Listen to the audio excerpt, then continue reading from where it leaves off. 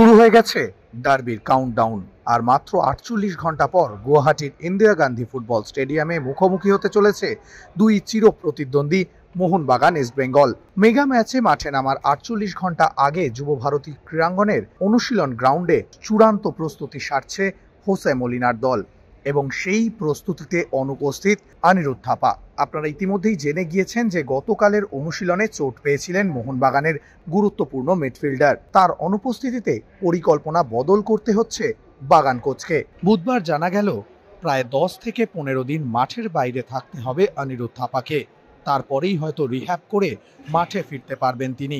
ফলে আইএসএল এর আগামী ম্যাচগুলোর জন্য অবশ্যই বিকল্প পরিকল্পনা তৈরি করতে হবে হোসে মলিনাকে।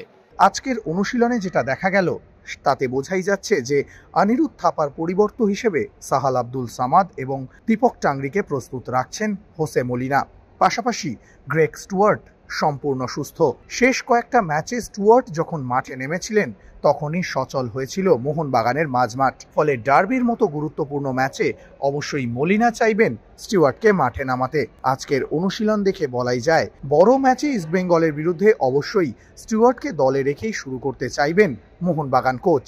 স্টুয়ার্ট যদি প্রথম একাদশে শুরু করেন তাহলে সেক্ষেত্রে জেসন কামিন্স বা জেমি ম্যাকলারেনের মধ্যে যে কোনো একজনকে হয়তো রিজার্ভ বেঞ্চ থেকেই শুরু করতে হতে পারে।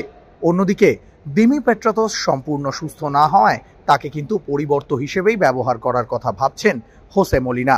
আজকের অনুশীলনে মূলত দেখা গেল মাঝমাঠ এবং উইং প্লের দিকে বেশি জোর দিলেন বাগান কোচ। ইস্টবেঙ্গলের বিরুদ্ধে অবশ্যই আক্রমণাত্মক ফুটবল খেলতে চাইছেন হোসে মলিনা, যেহেতু এই মুহূর্তে ইস্টবেঙ্গল রক্ষণ খুব একটা সুবিধাজনক জায়গায় নেই।